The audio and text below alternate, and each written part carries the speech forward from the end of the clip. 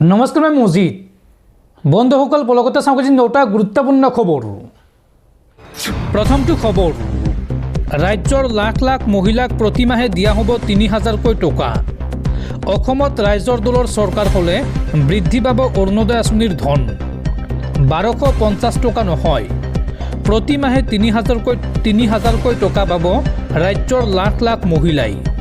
নিৰ্বাচনৰ পূৰ্বে এই প্ৰতিশ্ৰুতি বিধায়ক অখিল গগৈৰ। অসমত ৰাইজৰ দলৰ চৰকাৰ হ'লে বৃদ্ধি পাব অৰুণোদয় আঁচনিৰ ধন। ১২৫০ টকা নহয়, প্ৰতিমাহে ৩,০০০কৈ টকা পাব ৰাজ্যৰ লাখ লাখ মহিলাই। নিৰ্বাচনৰ পূৰ্বে বিধায়ক অখিল গগৈয়ে দিলে এই প্ৰতিশ্ৰুতি। ৰাইজৰ দলৰ চৰকাৰ হ'লে অৰুণোদয় আঁচনিৰ ধন ৩,০০০কৈ দিয়াৰ ঘোষণা বিধায়ক অখিল গগৈৰ। চৰকাৰ সলনি হ'লেও অৰুণোদয় আঁচনি বন্ধ নহয় বুলি আশ্বাস বিধায়ক অখিল গগৈৰ।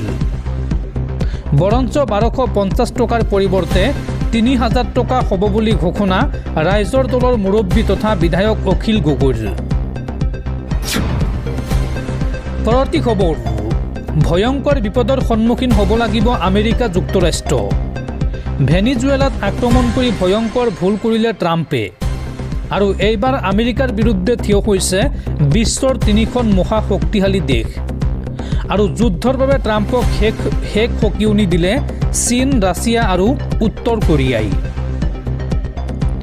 আমেৰিকাৰ বিৰুদ্ধে এইবাৰ থিয় হৈছে বিশ্বৰ ৩খন মহা শক্তিশালী দেশ। ট্ৰাম্পক শেষ সকিয়নি চীন, ৰাছিয়া আৰু উত্তৰ কোৰিয়াৰ। ভেনিজুৱেলাৰ ৰাষ্ট্ৰপতিক মুকলি কৰি দিয়ক, নহ'লে যুদ্ধৰ বাবে সাজু হওক, এই বুলি আমেৰিকাক ধমক দিছে এই ৩খন শক্তিশালী দেশে।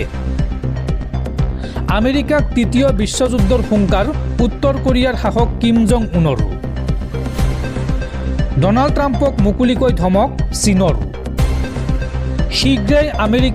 শীঘ্ৰেই আমেৰিকাই মাদুৰো আৰু তেওঁৰ পত্নীক মুকলি কৰি দিয়ক, এই দাবী জনাইছে এই ৩খনকৈ দেশে।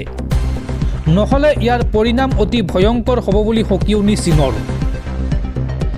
উল্লেখযোগ্য যে ভেনিজুৱেলাত আক্ৰমণ কৰিছে মাৰ্কিন প্ৰশাসনে আৰু ভেনিজুৱেলাত আক্ৰমণ কৰি ভয়ংকৰ ভুল কৰিলে ট্ৰাম্পে। আন্তঃৰাষ্ট্ৰীয় আইন উলংঘা কৰিছে আমেৰিকাই, এই মন্তব্য কৰিছে চীনে। একেদৰে মাদুৰক মুকলি কৰি দিয়াৰ দাবী জনাইছে ৰাছিয়াই। বৰ্তমান ৰাছিয়াত আশ্ৰয় লৈ আছে ভেনিজুৱেলাৰ উপৰাষ্ট্ৰপতিয়ে। মাদুৰক গ্ৰেপ্তাৰ কৰা কাৰ্যক ধিক্কাৰ জনাইছে ৰাছিয়াই। আৰু নিজৰ সিদ্ধান্তৰ বিষয়ে আকৌ এবাৰ ভাবক আমেৰিকাই, এই মন্তব্য কৰিছে ৰাছিয়াই। মাদুৰক গ্ৰেপ্তাৰ কৰা কাৰ্যক অবৈধ আখ্যা ব্ৰাজিলৰ ৰাষ্ট্ৰপতিৰ।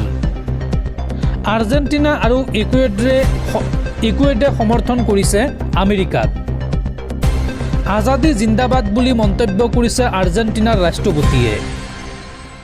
আমেৰিকাই ভেনিজুৱেলাত আক্ৰমণ কৰাৰ পিছতে এতিয়া দুভাগত বিভক্ত হৈছে সমগ্ৰ বিশ্ব। উল্লেখযোগ্য যে বৰ্তমান আমেৰিকাৰ জেইলত বন্দী হৈ আছে ভেনিজুৱেলাৰ ৰাষ্ট্ৰপতি মাদুৰো আৰু তেওঁৰ পত্নী।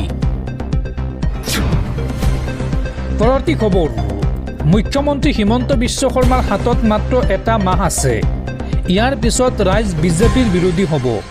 হিমন্ত বিশ্ব শৰ্মা মুখ্যমন্ত্ৰী হৈ থকালৈকে জুবিন গাৰ্গে ন্যায় নাপায়। বিজেপি আৰু মুখ্যমন্ত্ৰীৰ বিৰুদ্ধে এই বুলি গৰ্জন সাংসদ ৰকিবুল হুছেইনৰ। বিজেপি আৰু মুখ্যমন্ত্ৰীৰ বিৰুদ্ধে গৰ্জন সাংসদ ৰকিবুল হুছেইনৰ। মুখ্যমন্ত্ৰী হিমন্ত বিশ্ব শৰ্মাৰ হাতত মাত্ৰ এটা মাহ আছে। এয়াই শেষ ষড়যন্ত্ৰ। ইয়াৰ পিছত ৰাইজ বিজেপিৰ বিৰোধী হ'ব। হিমন্ত বিশ্ব শৰ্মা মুখ্যমন্ত্ৰী হৈ থকালৈকে জুবিন গাৰ্গে ন্যায় নাপায়। বিজেপি চৰকাৰৰ দিনত গণতন্ত্ৰ বিপন্ন হৈছে। বিজেপিৰ সভালৈ নগ'লে আঁচনিৰ পৰা নাম কৰ্তনৰ ভাবুকি দিয়ে। এনেবোৰ কাৰণতে ৰাইজ মুখ্যমন্ত্ৰীৰ বিৰুদ্ধে জাঙুৰ খাই উঠিছে। এনে অত্যাচাৰী শাসকক আমি শাসনৰ পৰা আঁতৰাব লাগে। গৌৰীপুৰত কংগ্ৰেছৰ সংবিধান বচাও গণতন্ত্ৰ বচাও পদযাত্ৰা। আৰু উক্ত পদযাত্ৰাতেই বিজেপিক এইদৰে কঠোৰ সমালোচনা কৰে কংগ্ৰেছী সাংসদ ৰকিবুল হুছেইনে। দৰ্শকসকল, আৰু বহুতো গুৰুত্বপূৰ্ণ খবৰ আছে। তাৰ আগতে আপোনাক জনাওঁ যে যদি আপুনি এতিয়ালৈকে এইটো ভিডিঅ'ত লাইক কৰা নাই তেন্তে এতিয়াই ভিডিঅ'টোত লাইক কৰি দিয়ক আৰু এনেকুৱা ধৰণৰ ভিডিঅ'সমূহ নিতৌ চাবলৈ চেনেলটো ছাবস্ক্ৰাইব কৰি কাষত থকা বেল আইকনটো প্ৰেছ কৰি ৰাখক। পৰৱৰ্তী খবৰ, নতুন নিয়মেৰে এইবাৰ কৃষকে লাভ কৰিব পিএম কিষাণ সন্মান নিধিৰ 22 নং কিস্তিৰ ধন। 22 নং কিস্তিৰ ধন পাবলৈ আজিয়েই কৰক এই তিনিটা কাম। নৱবৰ্ষৰ আৰম্ভণিতে কোটি কোটি কৃষকৰ বাবে ভাল খবৰ। শীঘ্ৰেই প্ৰতিগৰাকী কৃষকৰ বেংক একাউণ্টত সোমাব পিএম কিষাণ সন্মান নিধিৰ 22 নং কিস্তিৰ ধন। প্ৰতিগৰাকী কৃষকৰ একাউণ্টত সোমাব 2000কৈ টকা। আপুনিও সাজু হওক পিএম কিষাণৰ 22 নং কিস্তিৰ ধন ল'বলৈ। নতুন নিয়মেৰে এইবাৰ দেশৰ কৃষকৰ একাউণ্টত জমা হ'ব ধন। আজিয়েই কৰি লওক KYC আপডেট। KYC আপডেট নকৰিলে লাভ নকৰিব পিএম কিষাণৰ ধন। জালিয়াতিৰে নাম সন্নিৱিষ্ট কৰা হাজাৰ হাজাৰ ভুৱা কৃষকৰ নাম কটা গৈছে। পিএম কিষাণৰ 22 নং কিস্তিৰ ধন পাবলৈ সাজু হওক প্ৰকৃত কৃষকসকল। আৰু এই সন্দৰ্ভত মুকলি কৰা হৈছে হেল্পলাইন নম্বৰ। নম্বৰটো হৈছে 155261। পিএম কিষাণ সন্মান নিধি আঁচনি সন্দৰ্ভত কিবা জানিবলগীয়া থাকিলে এই নম্বৰত ফোন কৰি আপুনি দিয়ক অভিযোগ। পৰৱৰ্তী খবৰ, নিৰ্বাচনৰ পূৰ্বে পুনৰ শক্তি বৃদ্ধি পালে কংগ্ৰেছৰ। এইবাৰ ঢকুৱাখনাত বিজেপি অগপত ব্যাপক খহনীয়া। শ লোকে বিজেপি অগপ ত্যাগ কৰি যোগদান কৰিলে কংগ্ৰেছত। গৌৰৱ গগৈৰ উপস্থিতিত কংগ্ৰেছৰ যোগদান কাৰ্যসূচী। 26ৰ নিৰ্বাচনলৈ এক প্ৰকাৰ সাজু হৈছে কংগ্ৰেছ দল। ঢকুৱাখনাত এইবাৰ বিজেপি অগপত ব্যাপক খহনীয়া। শ লোকে বিজেপি অগপ ত্যাগ কৰি যোগদান কৰিলে কংগ্ৰেছত। গৌৰৱ গগৈৰ উপস্থিতিত কংগ্ৰেছৰ যোগদান কাৰ্যসূচী। যুৱ কংগ্ৰেছৰ উদ্যোগত জাতি বচাও মাটি বচাও কাৰ্যসূচীত অংশ লয় গৌৰৱ গগৈয়ে। বিজেপি চৰকাৰৰ দিনত সুৰক্ষিত নহয় অসমীয়া জাতি অসমীয়াৰ মাটি। কংগ্ৰেছ দলৰ নেতৃত্বত এইবাৰ বিৰোধীৰ চৰকাৰ হোৱাটো নিশ্চিত।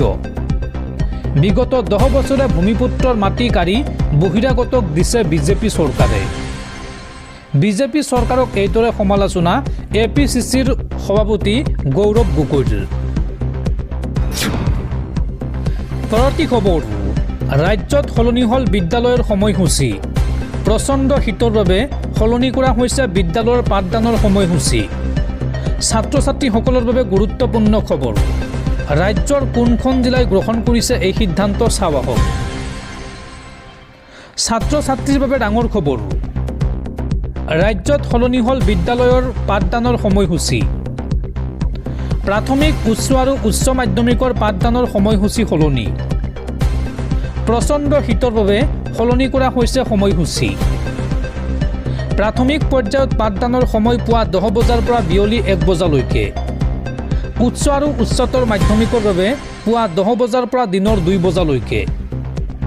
বঙাইগাঁৱৰ বিদ্যালয়ৰ বাবে সাল সলনি কৰা হৈছে এই বিদ্যালয়ৰ পাঠদানৰ সময়সূচী।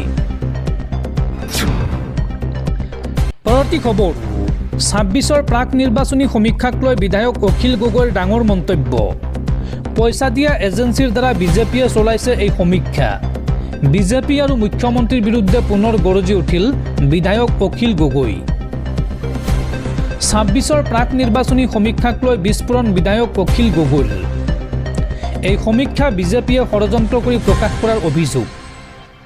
পইচা দিয়া এজেন্সিৰ দ্বাৰা বিজেপিয়ে চলাইছে এই সমীক্ষা। মানুহৰ মন ভুলাবৰ বাবে আকৌ এবাৰ বিজেপি চৰকাৰ বুলি কৈছে। বিজেপিক ভোট নিদিয়া ভোটাৰৰ নামো কৰ্তন কৰিব বিজেপিয়ে। জিলাই জিলাই এই সন্দৰ্ভত বিয়লক এই নিৰ্দেশনা দিছে বিজেপিৰ নেতা মন্ত্ৰীয়ে। এই বিজেপি চৰকাৰক অসমৰ জনতাই দ্বিতীয়বাৰলৈ নিবিচাৰে। এই চৰকাৰৰ সময়তে অসমত সামগ্ৰীৰ দাম আকাশলংঘী হৈছে। বিজেপি আৰু মুখ্যমন্ত্ৰীৰ বিৰুদ্ধে এইদৰে গৰজি উঠিল বিধায়ক অখিল গগৈ। পৰৱৰ্তী খবৰ, পঞ্চায়তত এতিয়াৰ পৰা পত্নীৰ ঠাইত স্বামীয়ে কৰিব নোৱাৰিব কাম। নিৰ্বাচিত সভানেত্ৰীৰ স্বামীয়ে কামত কৰিব নোৱাৰিব হস্তক্ষেপ।